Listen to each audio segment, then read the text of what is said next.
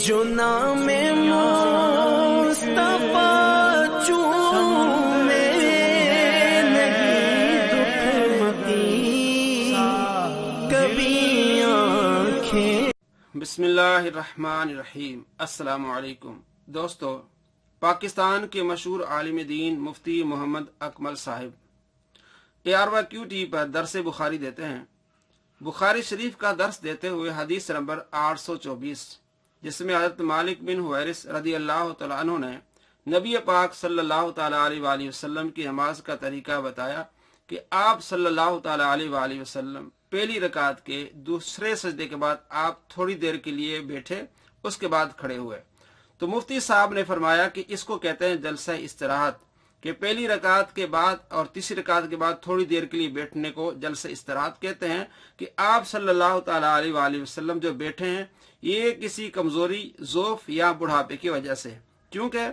دوسری احادیث میں یہ ملتا ہے کہ آپ صلی اللہ تعالیٰ علیہ وآلہ وسلم پہلی رکعت مکمل کرنے کے بعد فوراً کھڑے ہو جاتے ہیں، تو یہ بیٹھنا کسی ضعف یا کمزوری کی وجہ سے ہو سکتا ہے۔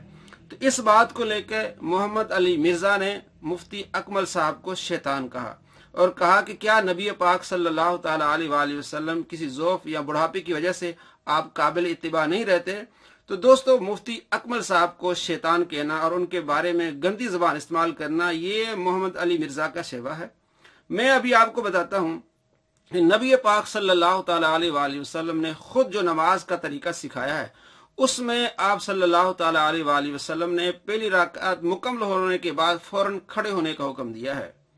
تو اب آپ خود فیصلہ کریں کہ مفتی اکمل صاحب شیطان ہیں یا محمد علی مرزا جو مفتی اکمل کو شیطان کہہ رہا ہے۔ حدیث نمبر 6667، حضرت ابو ہریرہ رضی اللہ تعالیٰ عنہ روایت کرتے ہیں کہ آپ صلی اللہ تعالیٰ علیہ وآلہ وسلم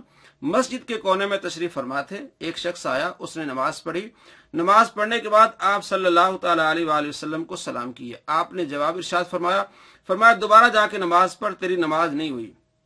وہ شخص چلا گیا، اس نے نماز پڑھی اور نماز پڑھنے کے بعد آیا، نبی پاک صلی اللہ تعالیٰ علیہ وآلہ وسلم کو سلام کیا۔ آپ صلی اللہ تعالیٰ علیہ وآلہ وسلم فرمایا تیری نماز نہیں ہوئی، دوبارہ جا کے نماز پڑھ۔ تیسری مرتبہ ایسا ہوا تو اس شخص نے کہا فَأَعْلِمْنِي، مجھے سکھائیے نماز کا طریقہ۔ تو آپ صلی اللہ تعالیٰ علیہ وآلہ وسلم فرمایا اِذَا قُمْتَ إِلَى الصَّلَاةِ، جب تم نماز کا ارادہ کرو، نماز کے لیے کھڑے ہو جاؤ، فَأَسْبِغِ الْوُضُوءَ، اچھی طرح وضو کرو، ثُمَّ اسْتَقْبِلِ الْقِبْلَةَ، پھر قبلے کی طرف منہ کرو، فَكَبِّرْ، اور تکبیر کہو، وقرا، اور قرات کرو، بما تیسر معک من القرآن، جو تمہیں میسر و قرآن میں سے، جو آسانی سے قرآن پڑھ سکتے ہو قرآن پاک پڑھو، ثم ارکع حتی تطمئن راکعا، پھر اچھی طرح اطمینان کے ساتھ رکوع کرو، ثم ارفع رأسک حتی تعتدل قائما، پھر رکوع کے بعد سر اٹھاؤ یہاں تک کہ اچھی طرح اعتدال کے ساتھ کھڑے ہو جاؤ،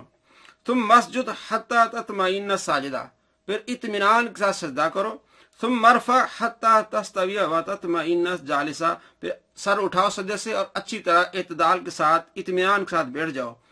ثم اسجد حتی تطمئن ساجدا، پھر دوسرا سجدہ کرو، اطمینان کے ساتھ سجدہ کرو، ثم ارفع، پھر دوسرے سجدے سے سر اٹھاؤ، حتی تستوی قائما، یہاں کے سیدھے کھڑے ہو جاؤ۔ تو نبی پاک صلی اللہ تعالیٰ علیہ وآلہ وسلم نے جو نماز کا طریقہ سکھایا، اس میں ارشاد فرمایا کہ دوسرے سجدے کے بعد سر اٹھانا ہے اور سیدھے کھڑے ہو جانا ہے۔ تو یہ حدیث بخاری شریف میں، تو مفتی اکمل صاحب نے ان احادیث کو بیان کرتے ہوئے کہا کہ آپ صلی اللہ تعالیٰ علیہ وآلہ وسلم اور صحابہ کا عمل یہ تھا کہ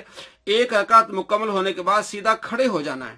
یہ آپ صلی اللہ تعالیٰ علیہ وآلہ وسلم کا حکم ہے، اور نماز کا طریقہ نبی پاک صلی اللہ تعالیٰ علیہ وآلہ وسلم نے خود سکھایا ہے۔ تو مالک بن حویرث رضی اللہ تعالیٰ نے جو دیکھا، شاید آپ صلی اللہ تعالیٰ علیہ وآلہ وسلم کسی ضعف، کمزوری، کسی وجہ سے آپ نے تھوڑی دیر کے لیے ٹھہرے، اس کے بعد کھڑے ہوئے، تو اس کو جلسہ استراحت کہتے ہیں۔ تو مفتی صاحب نے فرمایا کہ یہ جو آپ صلی اللہ تعالیٰ علیہ وآلہ وسلم نے